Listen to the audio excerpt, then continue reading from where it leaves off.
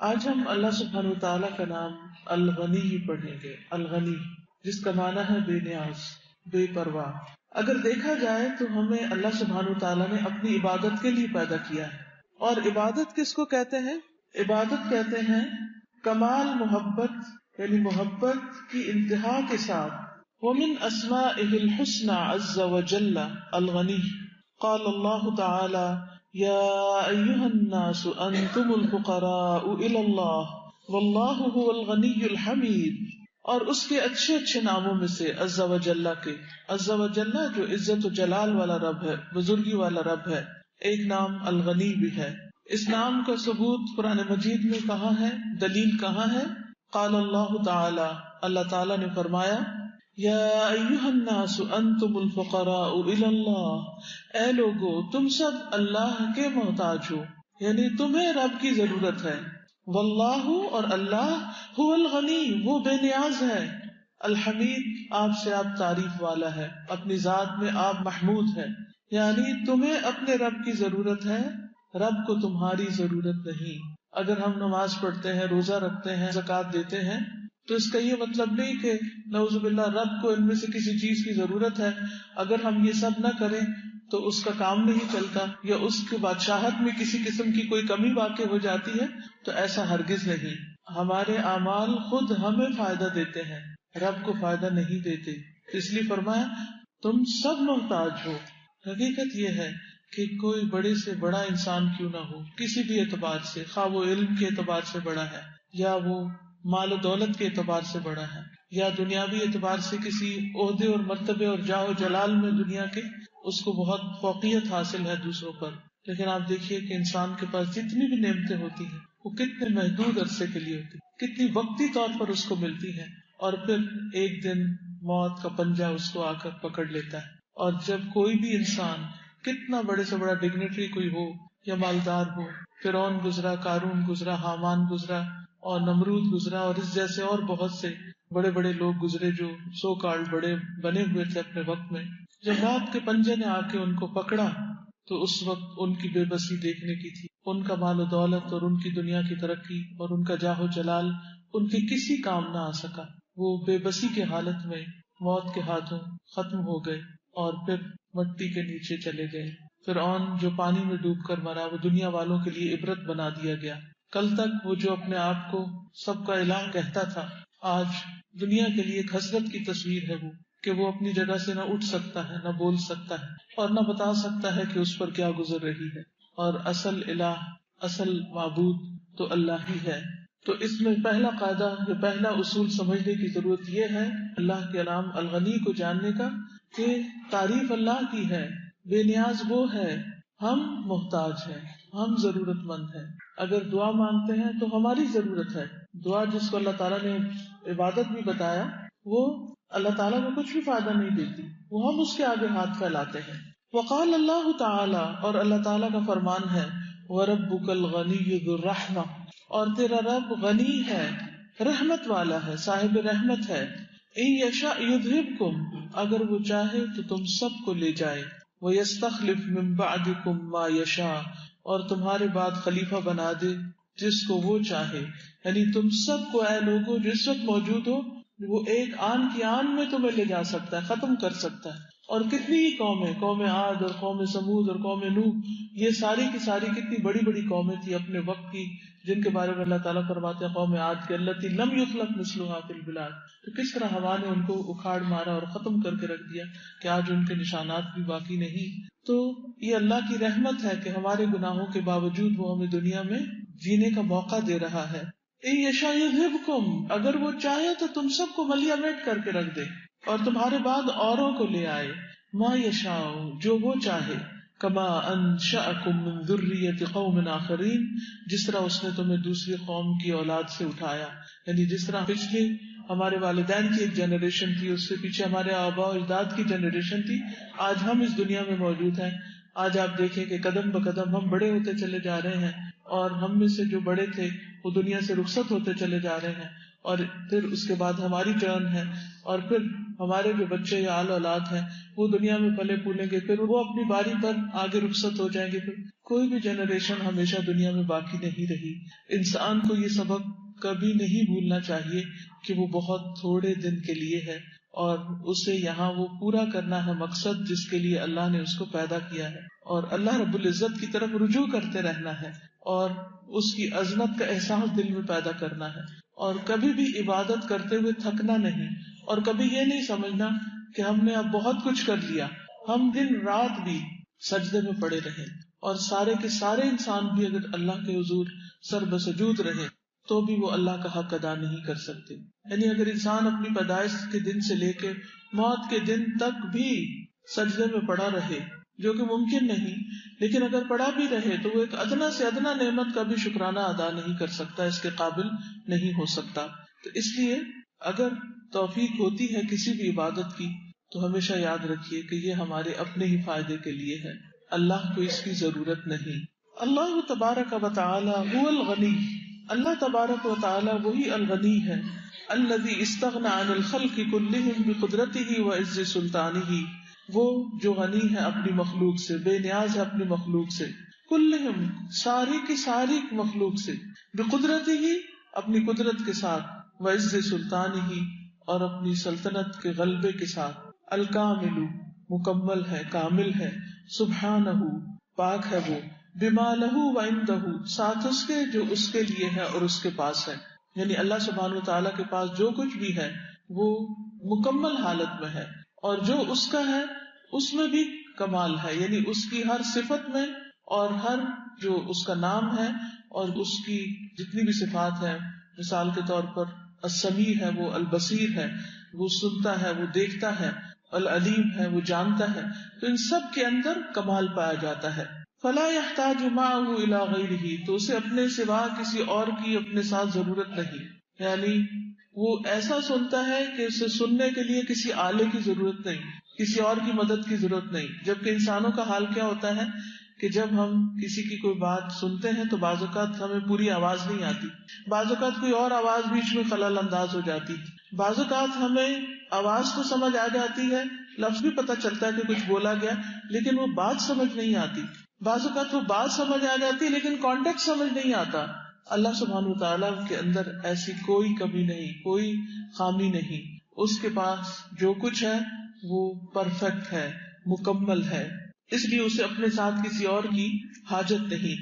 الذی لا حاجت له الی احد اصلا، وہ جسے اپنے ساتھ اصلا بھی یعنی حقیقتاً کسی کی ضرورت نہیں.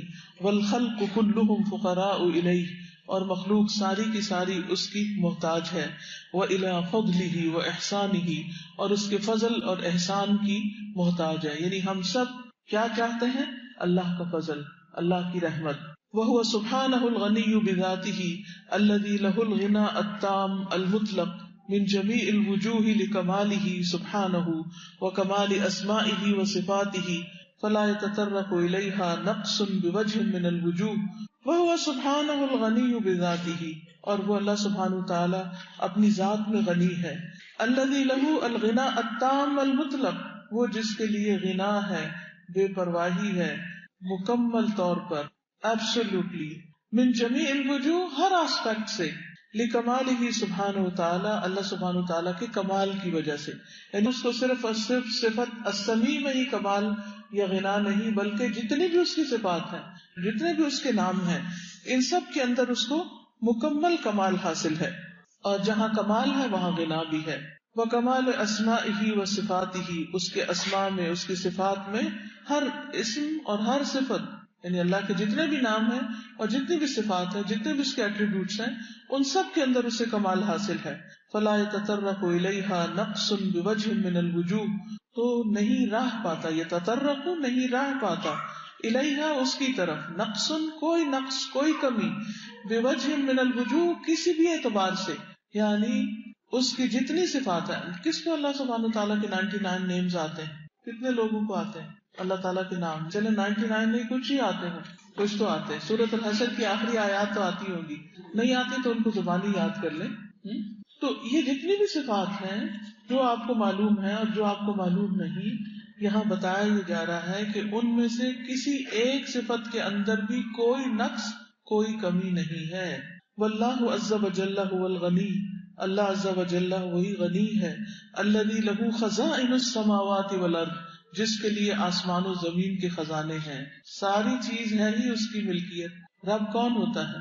جو خالق ہوتا ہے، مالک ہوتا ہے، مدبر ہوتا ہے. اور ان تینوں چیزوں میں اس کے اندر کمال ہوتا ہے. یعنی ہر چیز اللہ کی پیدا کی ہوئی ہے، وہی اس کا مالک ہے، کوئی اور شریک ہی نہیں اس کی ملکیت میں. مثلا جو چیزیں ہماری ملکیت میں بھی ہوتی ہیں، مثلا لیپ ٹاپ ہے، یہ کتاب ہے، کاپی ہے، وغیرہ وغیرہ، یہ بھی دراصل کس کی ملکیت ہے؟ اصل مالک کون ہے؟ یہ تو وقتی طور پر ہمارے استعمال کے لیے اللہ نے یہ چیزیں ہمیں دے رکھی ہیں. جب انسان دنیا سے چلا جاتا ہے تو اس کا مال و دولت اس کے بچوں میں تقسیم ہو جاتا ہے، اور پھر وہ آگے تقسیم در تقسیم ہو جاتا ہے. لیکن جب سب انسان چلے جائیں گے تو وہ دولت کس میں تقسیم ہوگی؟ اس کا مالک کون ہے؟ کل من علیہا فان ویبقى وجہ ربک ذو الجلال والاکرام. واللہ عز وجل هو الغنی الذی لہ خزائن السماوات والارض وخزائن الدنیا والآخرہ. اللہ کے لیے ہیں دنیا اور آخرت کے خزانے، صرف دنیا کے خزانے نہیں، آخرت کے بھی، وہ جو ہم جانتے ہیں اور وہ جو ہم جانتے ہی نہیں. وَعِندَهُ خَزَائِنُ كُلِّ شَيْءٍ، اور اس کے پاس ہر چیز کے خزانے ہیں. وَلَهُ كُلُّ شَيْءٍ، اور اسی کے لیے ہے ہر چیز. ہر چیز، کسی بھی چیز پہ جو نگاہ جائے، کسی بھی چیز کے بارے میں جو آپ جانتے ہو، کسی بھی چیز کو دیکھ کر آپ کے اندر ہیبت پیدا ہو کہ واہ یہ کس کی ہے، اور جس کی یہ ہے وہ تو بہت بڑے کمال والا شخص ہے. نہیں، ہمیشہ سوچا کریں انسانوں میں سے جس کی بھی ہے وہ تو ختم ہونے والا ہے. خواہ کوئی حکومت ہے یا کوئی عمارت ہے یا کوئی لینڈز ہے یا کوئی ملک ہے یا کچھ بھی، وہ تو ختم ہونے والا ہے. یہ تو اصل میں رب کی ہے. یہ سب کچھ تو میرے مالک کا ہے. وَبِيَدِهِ كُلُّ شَيْءٍ، اور اسی کے ہاتھ میں ہے ہر چیز. اصل مالک مختار وہی ہے. وَإِن مِّن شَيْءٍ إِلَّا عِندَنَا خَزَائِنُهُ وَمَا نُنَزِّلُهُ إِلَّا بِقَدَرٍ مَّعْلُومٍ، اور نہیں کوئی بھی چیز مگر ہمارے پاس ہے اس کے خزانے. اس لیے کبھی بھی دعا مانگتے ہوئے مایوس نہ ہو کہ ہر چیز کے خزانے اللہ کے پاس.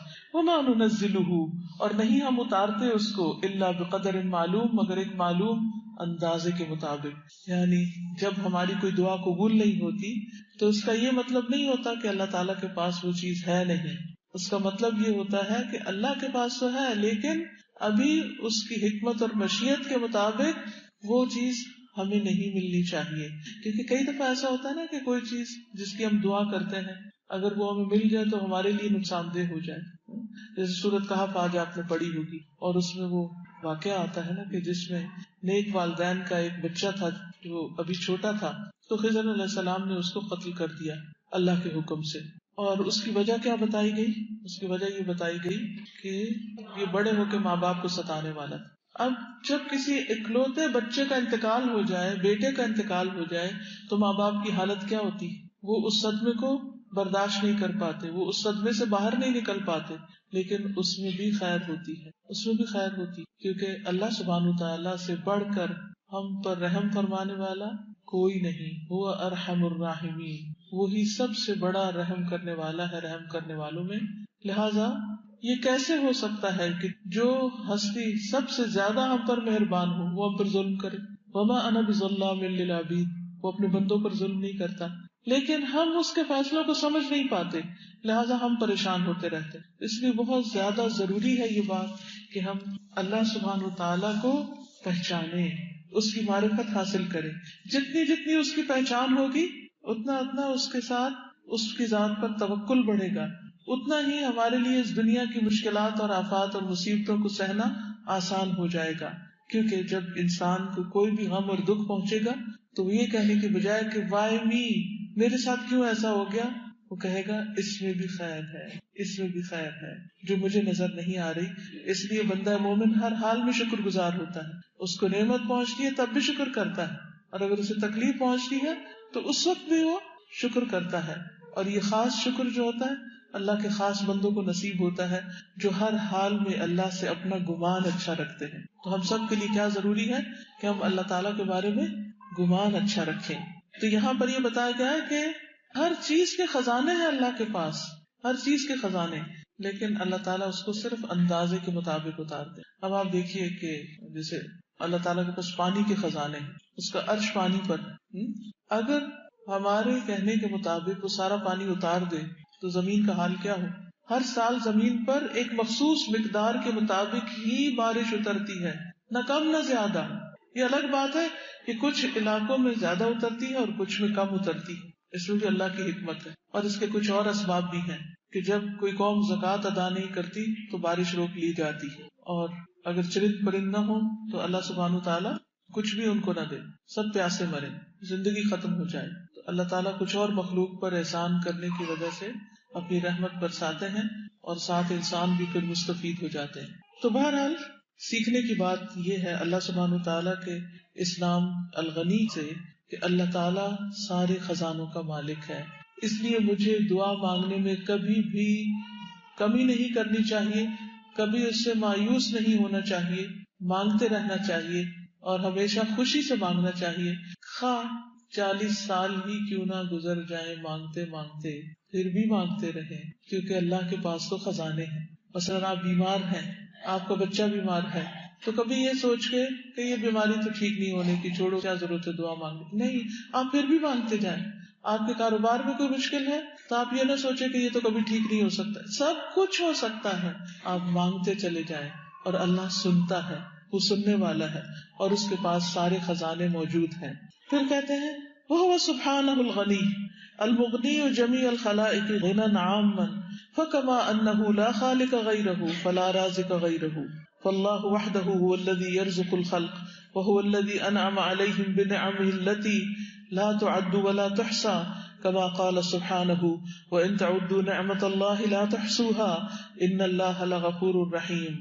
وَهُوَ سُبْحَانَهُ الْغَنِيُّ، وہ اللہ سبحانہ وتعالی غنی ہے، المغنی غنی کرنے والا ہے، جمیع الخلائق ساری مخلوق کو، غنًا عامًا عام غنا کے ساتھ، عام دولت کے ساتھ، وَكَمَا أَنَّهُ لَا خَالِقَ غَيْرَهُ جیسا کہ اس کے سوا کوئی خالق نہیں، فلا رازق غیرہ تو اس کے سوا کوئی رازق بھی نہیں. یعنی غنی یہاں پر دولت مند ہونے کے معنوں میں آیا ہے، یعنی رازق ہونے کے معنوں میں کہ اللہ سبحانہ تعالی ساری دولت کا مالک ہے، سارے خزانوں کا مالک ہے.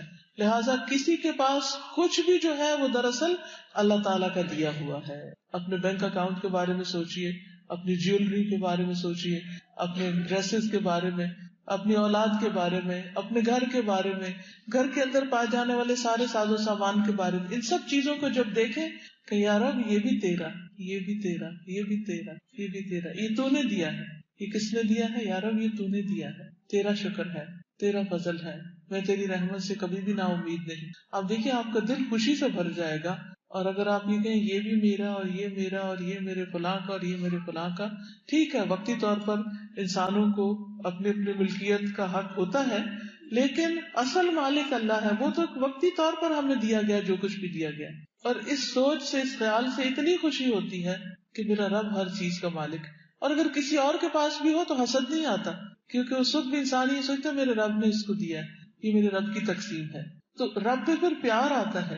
اچھا اگر ہماری بہن کو زیادہ ملا اور ہمیں کم ملا تو ہمیں کوئی غصہ نہیں آئے گا، ہمیں کوئی حسد نہیں ہوگا. کیوں؟ بہن کو بھی رب نے دیا اور مجھے بھی رب نے دیا. بہن کو بھی دینے والا وہ، اور وہ اس کا فیصلہ، اور مجھے بھی جو دیا تو اسی کا فیصلہ. اس لیے مجھے اس کے فیصلوں پر راضی ہونا ہے، خوش ہونا ہے. اور ساری دولت کا مالک وہی، اور جو دولت کسی کو بھی ملی وہ دینے والا بھی وہی، ہر ایک کو رزق دینے والا وہی. فاللہ وحدہ هو الذی یرزق الخلق، بس اللہ اکیلا وہی مخلوق کو رزق دیتا ہے. وہو الذی انعم علیہم، اور وہی ہے جس نے ان پر انعام کیا ہے. بنعمہ التی لا تعد ولا تحصى، اس کی نعمتوں کے ساتھ جو گنی نہیں جا سکتی اور جن کا شمار نہیں کیا جا سکتا.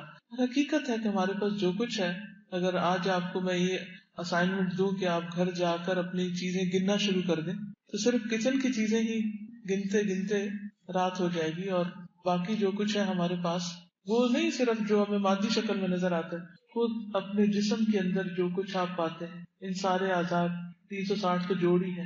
نام بھی نہیں آتے ہمیں تو اپنے جوڑوں کے. اگر کوئی ہم سے پوچھے کہ کتنے جوڑ ہیں تمہارے پاس اور ان کے نام بتاؤ تو ہم خالی ہیں. ہمارا علم تو اتنا محدود ہے، ہم کیا کچھ کھاتے ہیں لیکن ہر چیز کا نام بھی نہیں جانتے. اور پھر یہ تو صرف وہ مادی چیزیں چند ایک نظر آتی ہیں جو اسبغ علیکم نعمہ ظاہرۃ و باطنہ، کہ اللہ نے اپنی جو نچھاور کی ہے نعمتیں ظاہری بھی اور ہڈن بھی، ان سین بھی، ان کو کہاں سے دیکھیں گے، کہاں سے گنیں گے، کہاں سے تولیں گے، کہاں سے ان کو شمار کریں گے، ہم کر ہی نہیں سکتے۔ سوچنے کی بات کیا ہے کہ جب بھی یہ سب چیزیں دیکھیں تو اپنے آپ کو دولت مند نہ سمجھیں، یہی سوچیں کہ اصل دولت کا مالک تو اللہ ہے، اور یہ سب کچھ اس کا فضل ہے، اس نے مجھے دیا ہے کسی بھی شکل میں، اور جو مجھے نظر آ رہا ہے وہ بھی، اور جو مجھے نظر نہیں آ رہا وہ بھی۔ وَإِن تَعُدُّوا نِعْمَةَ اللَّهِ لَا تُحْصُوهَا، اور اگر تم اللہ کی نعمتوں کو شمار کرنا چاہو، گننا چاہو، تو ان کا احاطہ نہیں کر سکتے، شمار نہیں کر سکتے۔ ان اللہ لغفور الرحیم، بے شک اللہ تعالیٰ غفور الرحیم ہے۔ وَهُوَ سُبْحَانَهُ الْغَنِيُّ الَّذِي أَغْنَى جَمِيعَ الْخَلْقِ غِنًى مُطْلَقًا، اور وہ اللہ سبحانہ وتعالیٰ ایسا غنی ہے، الذی اغنى جمیع الخلق، جس نے ساری مخلوق کو غنی کیا، غنى مطلقا، مطلق غنا سے، المغنی لخواص خلقہ بما افاض علی قلوبہم من الایمان، وہ جو غنی کرنے والا ہے اپنی خاص مخلوق کو، ساتھ اس کے جو اس نے عطا کیا ان کے دلوں کو، یا پہنچایا ان کے دلوں کو ایمان میں سے، ومعرفت جلالہ و جمالہ و آلائہ، اور اس کے جلال، جمال اور نعمتوں کی معرفت سے۔ یعنی اللہ تعالیٰ نے اپنے بندوں کو دو طرح کی نعمتیں دی ہیں، ایک عام نعمتیں ہیں اور ایک خاص نعمتیں ہیں۔ وہ ایسا غنی ہے کہ جس نے عام نعمتیں بھی سب کو عطا کی ہیں، لیکن اس نے خاص نعمتیں اپنے خاص بندوں کو دی ہیں، اور وہ خاص نعمتیں کیا ہیں؟ ایمان کی دولت اور اپنی پہچان کی دولت، معرفت جلالی، اپنی جلال اور بزرگی اور عظمت کی پہچان، و جمالہ، اور اپنے حسن کی، و آلائہ، اور اپنی نعمتوں کی۔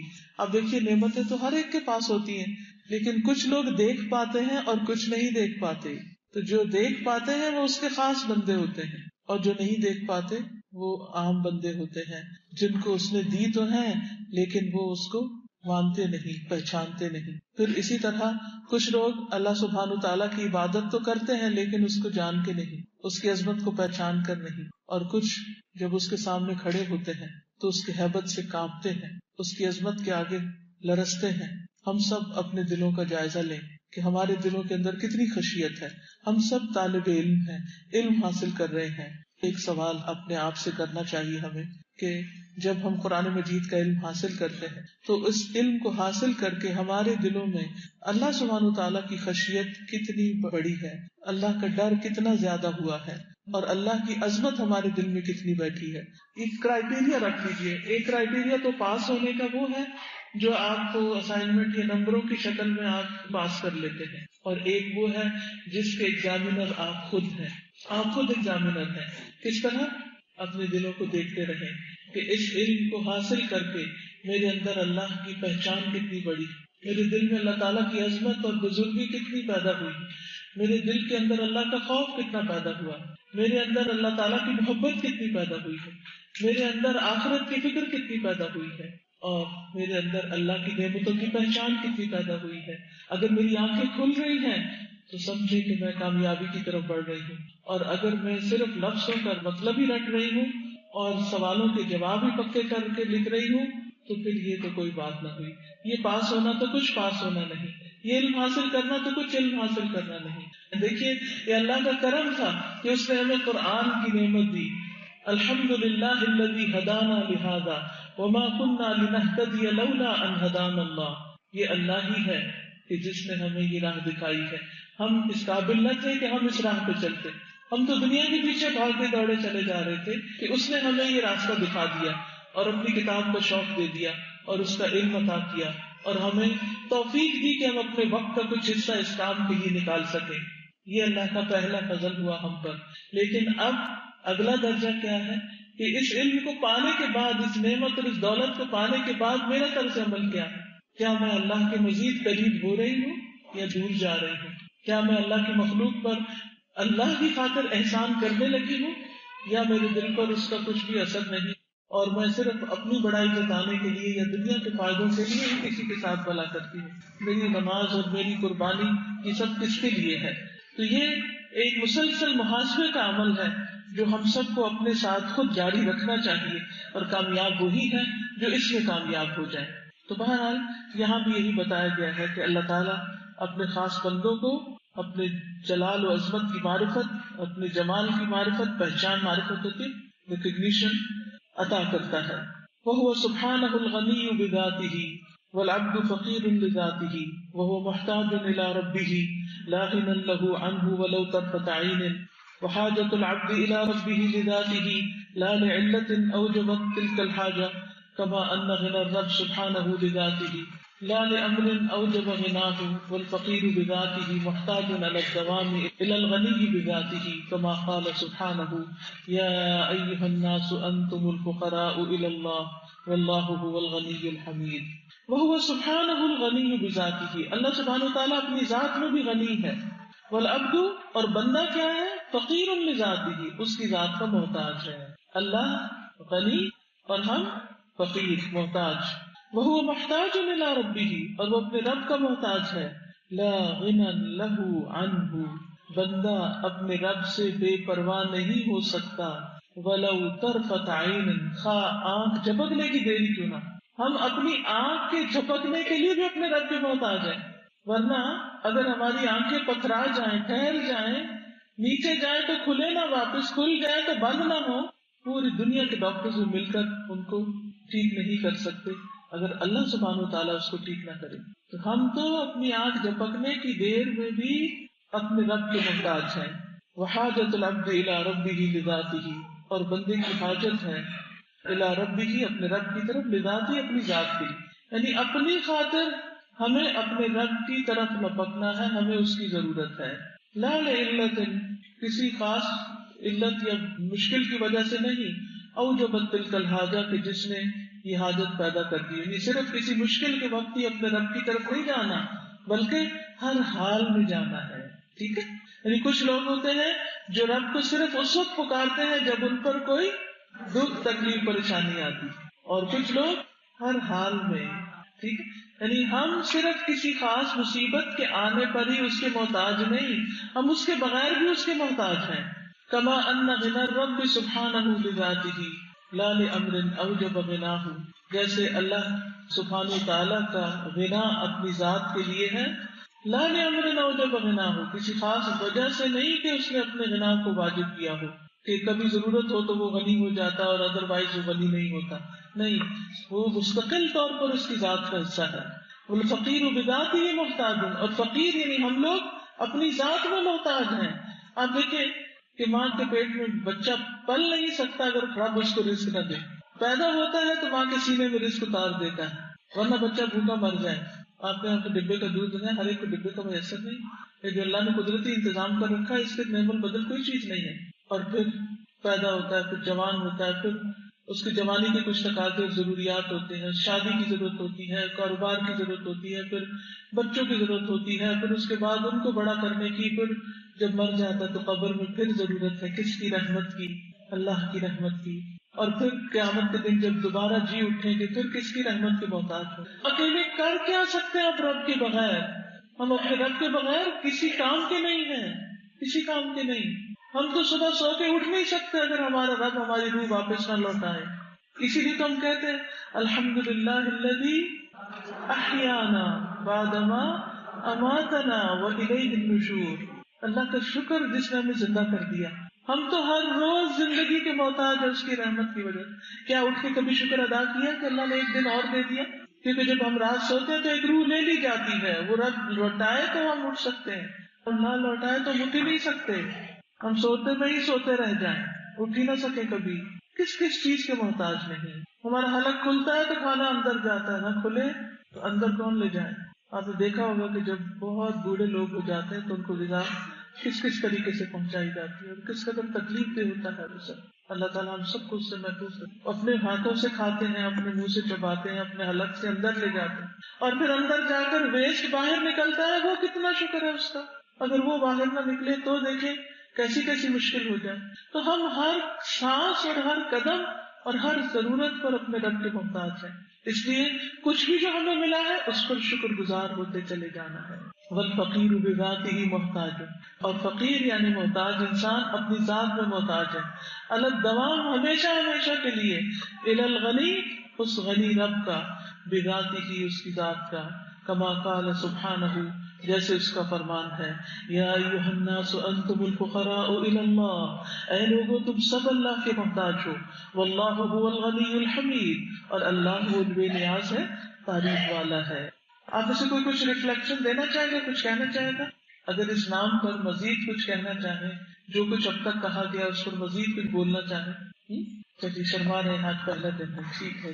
پھر باقی کلاسز کے لیے تیار رہیے، کیونکہ میں صرف اکیلے نہیں بولتی ہوتی، میرے ساتھ سب بولتے ہیں، اور پڑھنے کا طریقہ یہی ہوتا ہے، یعنی لرننگ جو ہوتی ہے وہ 2 ways ہوتی ہے، خالی ایک استاد بولتا چلا جائے تو وہ کافی نہیں ہوتا، ٹھیک ہے۔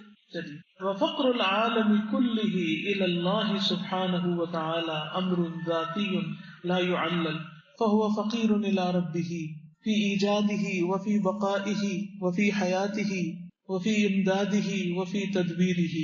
وفقر العالم، اور ساری دنیا کی محتاجی، پورے جہان کی محتاجی، کلہ سب کی سب کی، الی اللہ سبحانہ وتعالی، اللہ سبحانہ وتعالی کی طرف، سارا عالم، یعنی صرف میں اور آپ نہیں، پوری دنیا کس کی محتاج ہے؟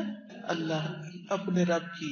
امر ذاتی، یہ ان کی ذات کا حصہ ہے، ذاتی طور پر، لا يعلل، جس کی کوئی خاص علت نہیں، یعنی کسی خاص بیماری یا کمی کی وجہ سے نہیں، بلکہ اپنی ذات میں محتاج ہے انسان۔ فهو فقیر الی ربہ، وہ اپنے رب کا محتاج ہے، فی ایجادہ، اپنی پیدائش میں۔ ایجاد کا کیا مطلب ہے؟ عدم سے وجود میں آنا، اپنے وجود کے اعتبار سے۔ وفی بقائہ، اور اپنی بقا یعنی زندگی کے اعتبار سے۔ وفی حیاتہ، اور اپنی حیات کے اعتبار سے۔ وفی امدادہ، اور اپنی یعنی کہ اللہ نے جو اس کو مدد عطا کی ہے اس کے اعتبار سے، یعنی جو نعمتیں اس کو عطا کی ہیں۔ وفی تدبیرہ، اور اپنی تدبیر کے اعتبار سے، جو کچھ ہم کام کاج کرتے ہیں، جو پلان کرتے ہیں، منصوبے بناتے ہیں، ان سب میں ہم اللہ کے محتاج ہیں۔ آپ کبھی سوچیں کہ کبھی ایسا ہوتا ہے نا کہ کوئی حادثہ ہوتا ہے، کہیں آگ لگ جاتی ہے، تو اچانک آپ کے دل میں تدبیر سوچ جاتی ہے اس طرح اس حادثے سے نپٹا جائے۔ کبھی آپ نے سوچا کہ آپ نے 1 گھنٹہ پہلے سوچ کے رکھا تھا، پلاننگ کر کے رکھی تھی، کبھی یہ مشکل آئے گی تو پھر میں اس سے اس طرح نپٹوں گی؟ کیسے ساتھ ساتھ اللہ تعالیٰ تدبیریں سجاتا رہتا ہے۔ تو یہ دراصل کس کا کرم ہے، کس کا فضل ہے؟ اللہ رب العزت ہی کا۔ تو انسان اپنی بقا، اپنی زندگی، اپنی نعمتوں کی حصول اور تدبیر، ہر چیز میں اپنی ذات کے اندر محتاج ہے۔ یہ نہیں کہ کسی وقت کبھی کسی خاص بیماری کی وجہ سے یا کسی تکلیف کی وجہ سے محتاج ہو جاتا ہے۔ بیماری میں تو ہم دوا کے محتاج ہوتے ہیں، لیکن ہر روز کھانے کے محتاج ہوتے ہیں، ہے نا؟ ایسا ہی کوئی دن گزرا کبھی کہ ہم نے کچھ کھایا نہ ہو یا پیا نہ ہو، یہ ہماری ضرورت ہے نا، یہ محتاجی ہمیں لگی ہوئی ہے۔ احتیاج کہتے ہیں حاجت کو، یہ ہماری حاجت ہے، ہماری ضرورت ہے۔ لیکن اللہ سبحانہ وتعالیٰ کو کھانے کی ضرورت نہیں، اللہ سبحانہ وتعالیٰ کو پینے کی ضرورت نہیں۔ اللہ اپنی ذات میں بے نیاز اور بندہ اپنی ذات میں فقیر۔ ٹھیک ہے، کیا یاد رہے گا یہ جملہ؟